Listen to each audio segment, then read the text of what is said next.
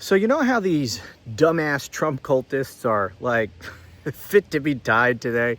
They're just pissed over this Epstein stuff because the DOJ and Pam Bondi have come out and said, there's no conspiracy.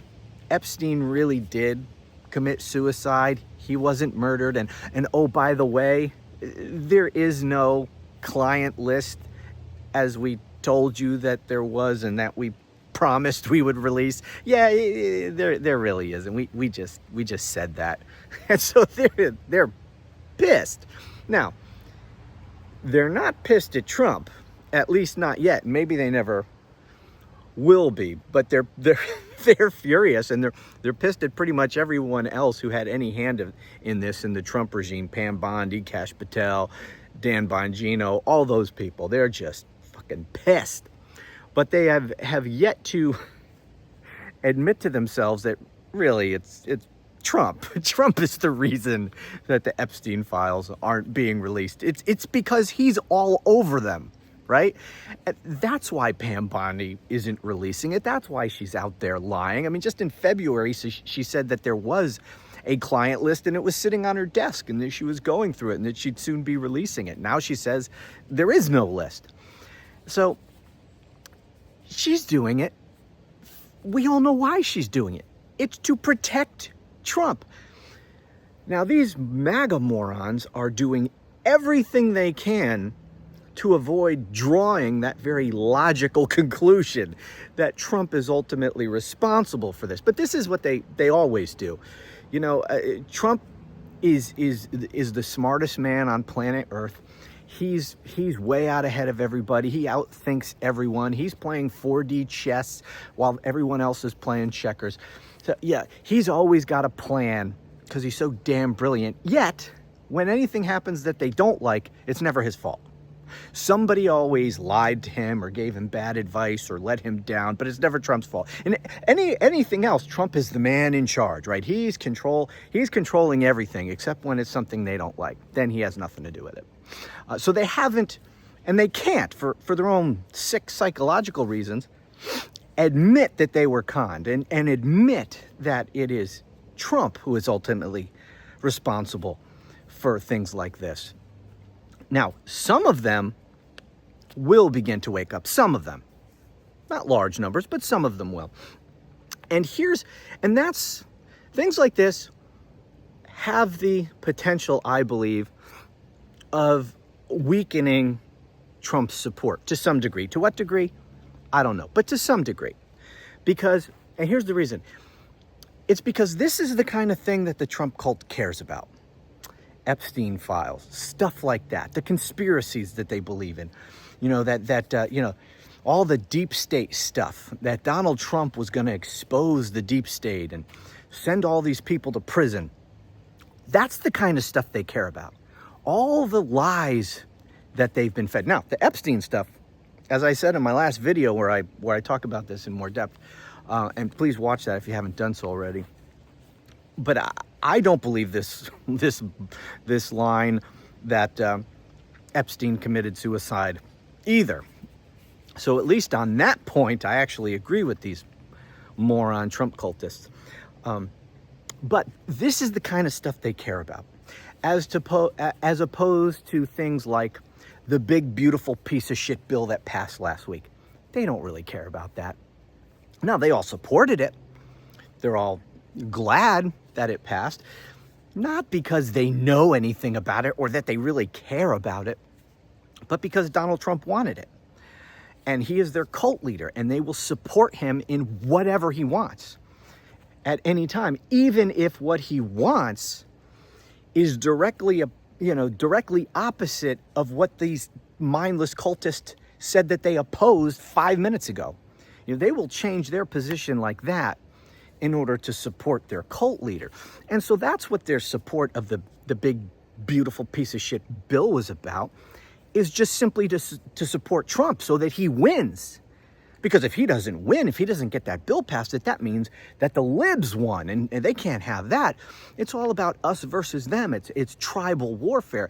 And their tribe, their cult leader has to win all the time. And so they cared about it to that extent. But they don't care about the substance of it because let's face it, they don't understand the substance of it. I mean, if they did, they would oppose it like the rest of us. These people are too stupid to even realize that they are probably going to end up getting hurt by this bill more than the libs. You know, it's like take the Medicaid stuff. A lot of them are on Medicaid. Now, they don't even realize they're on Medicaid because Medicaid is a joint program between the feds and the states.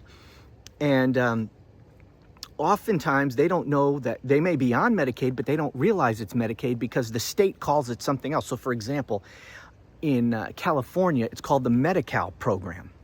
Right? But that's the program through which the federal Medicaid dollars flow. And so if you're a mindless Trump cultist in California, you might be going, oh, I don't care about the Medicaid cuts. I'm not on Medicaid. I'm on Medi-Cal. So it's not going to hurt me. Go Trump. Friggin' idiots. So they're too stupid to understand what they're supporting anyway.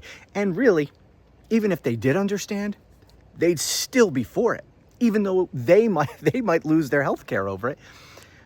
Because, you know, that is the power of the cult. I mean, they are so many of them are really just that far gone. They would actively cheer Trump doing something that will harm themselves and their children directly. And they would support it just because they have to own the libs, just because they have to support their orange cult leader. These people are fucking gone. But the point is, they really don't care about things like, they don't care about policy. They don't care about these bills. They care about the Epstein stuff like that.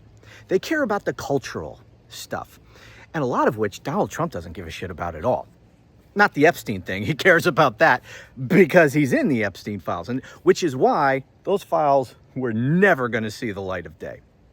What's funny is the Trump cult is pissed off at Pam Bondi and all of them for not releasing the files, but the reason they're not releasing the files is to protect their cult leader. So it's a delicious irony. Anyway, so yeah, Trump cares about the Epstein stuff, obviously. But other things, a lot of this other cultural stuff, he doesn't really give a shit about. He pretends that he does, and he'll do all of that stuff, give the cult what he wants, say the things that they want. That's to keep them happy. It's to keep them entertained. It's to relate to these morons. It's to validate them. And all he has to do is he watches Fox News religiously, and he just repeats what he hears on that. That's how he was able, by the way, I don't want to get off on this right now, but that's how he was able to take off in 2015 and 2016 with the Republican, the base of the Republican Party, and got all this traction. It's because he simply repeated to them what they were hearing on Fox News. And that's all he had to do, because this is what these morons believe. I'll just say I'm for all of that.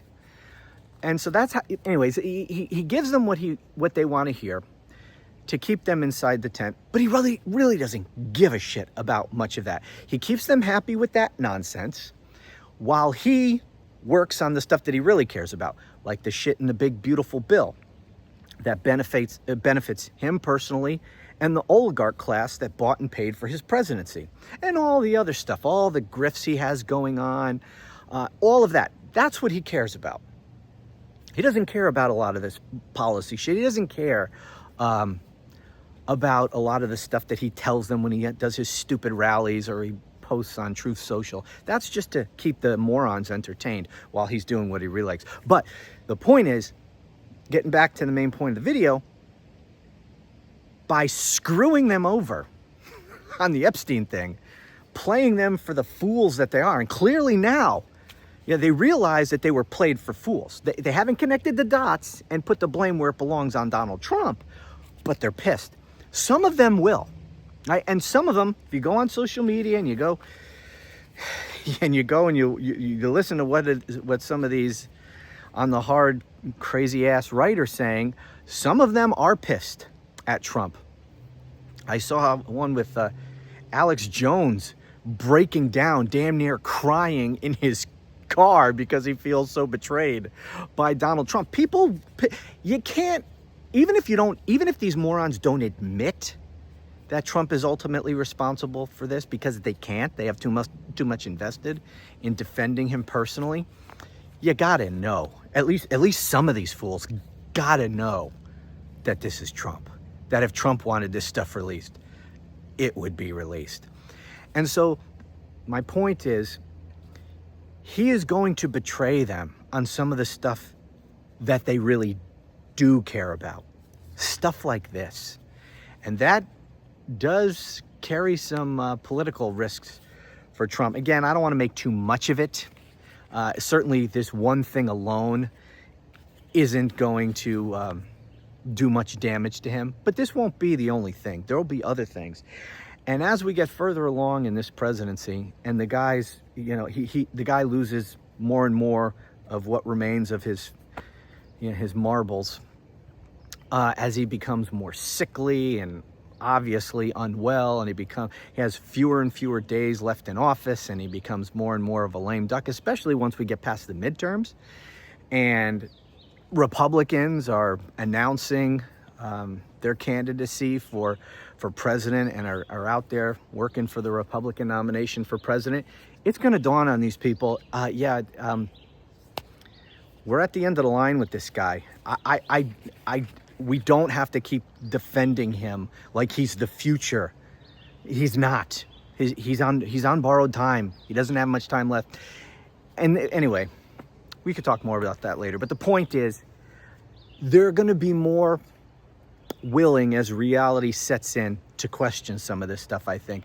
And anyway, it's also so much easier for Trump to keep lock solid control over the cult and complete 100% devotion of the cult when he's not in office. A lot of these people left him the first time. That's one of the main reasons he lost in 2020. If you look at the ballots, down ballot Republicans running for lesser offices outperformed Trump on the ballots. It's because there were Republicans who voted for down ballot Republicans, but who didn't vote for Trump. That happened in 2020. Didn't really happen this last time because he had 4 years of not being in office and not being accountable for anything. So he could just say whatever the cult wanted to hear. He could say whatever he wanted with impunity. And he could never disappoint them because he was never in a position of any responsibility where he could disappoint them with something that he actually does. That's different now. Now they're expecting results. He's got the White House. He's got a Supreme Court saying he's essentially a king. He's got both houses of Congress. He's got no opposition. He's got the media rolling over and just throwing money at him, kissing his ass. He has no opposition at all. So they should be getting everything they were promised. And they're not. And they won't get those things. They'll get some things, but they're going to get let down a lot. And some of them will start to wake up. And that could be a problem for Trump. Anyway, something to think about and keep your eye on anyway. So that'll do it for now. Thanks for watching. Talk to you again soon.